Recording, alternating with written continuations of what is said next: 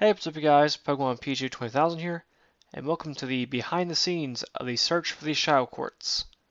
Now that the series is finished, I want to talk about how I made it. First question, what inspired me to make this series? I wanted to make something that involved my two biggest Pokemon plushies, which are Palkia and Cobalion. Also, I hadn't used either of them in a long time, nor had I used both of them in a video before. So I tried to think of some way that those two could be in a video together. Palkia is a legendary dragon Pokemon from the Sinnoh region that is said to be able to control space. So I thought, maybe I could do something related to Palkia in space. I had this purple diamond-shaped gemstone and a clear diamond-shaped gemstone that I wanted to use for the series. I decided that the stone was going to be from space with powerful dark energy. I then had to think of a name for the gemstones. I wanted the names to be related to darkness and light, and the type of gemstone I wanted them to be. I decided to go with Shadow Quartz and Luminous Quartz. Shadow meaning darkness, luminous meaning light, and quartz being the type of gemstone that I thought they were.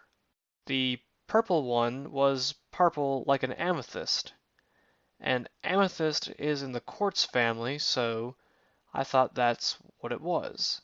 I also thought that the clear one was a clear quartz. However, I was wrong.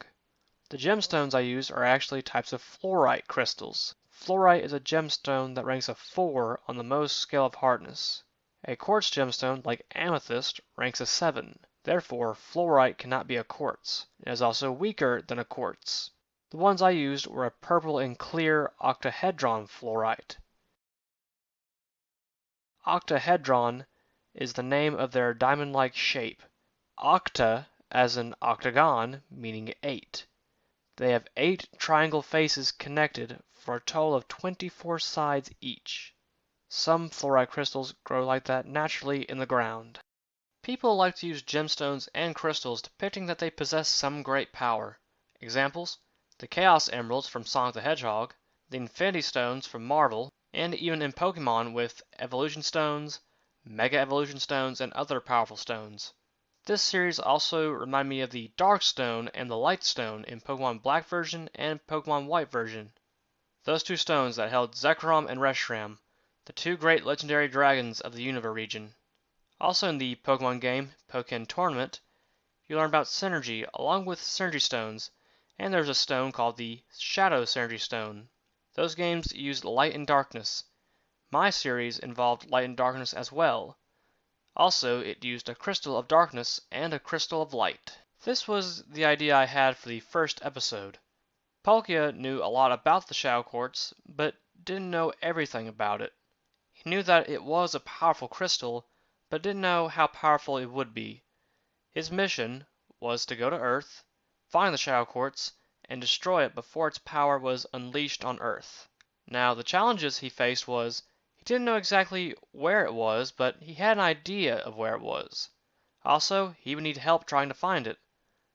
Palkia would meet Cobalion, and Cobalion would ask him why he had come here. Palkia would tell Cobalion about the Shadow Quartz and in his mission to find it and destroy it. I used a lot of different music from Pokemon games, such as the Pokemon Mystery Dungeon games, and Pokemon Diamond, Pearl, and Platinum. I use Pokemon music in my Plush videos because it fits with the type of Plush video. Here are some of the main themes I used. Spear Pillar from Pokemon Diamond, Pearl, and Platinum for Palkia's theme.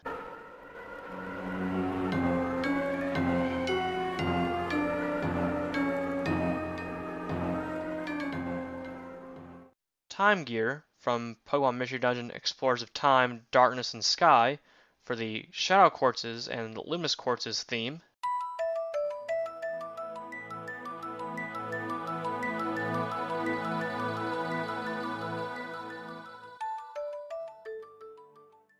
And Dream Eater from Pokemon Mystery Dungeon Red and Blue Rescue Team for when the Shadow Quartz's power was unleashed.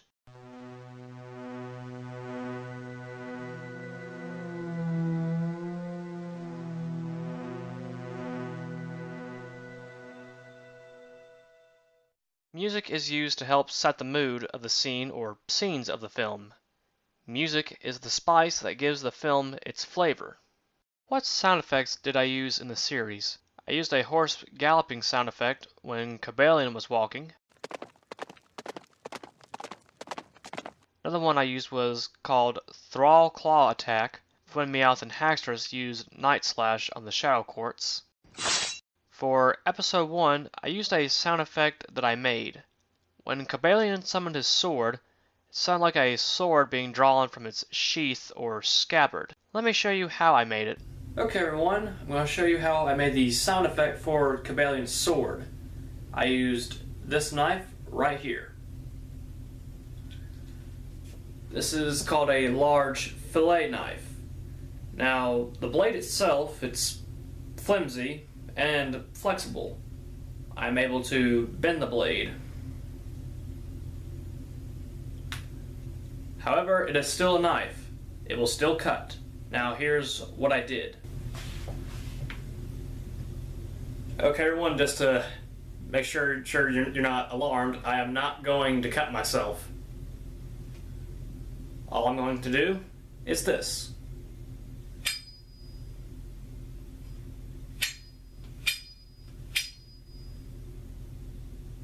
And that's it. Just something about this knife. When the tip of the blade rubs against something, it makes that sound. Now, what challenges did I have for making this series? Completing it took over a year. The first episode was uploaded last February, and the series was finished on May 22nd of this year. Another challenge was figuring out which other plushies I should use. If I use a lot of plushies, it's not as easy to work with. The less plushies I have to work with, the easier it is on me. Another challenge was figuring out what to do for the final episode. I had to think again. What can I do to make this easiest on me? Episode 5 gave me the answer. Darkness can only be defeated by light, and Jolteon's flash attack was that light.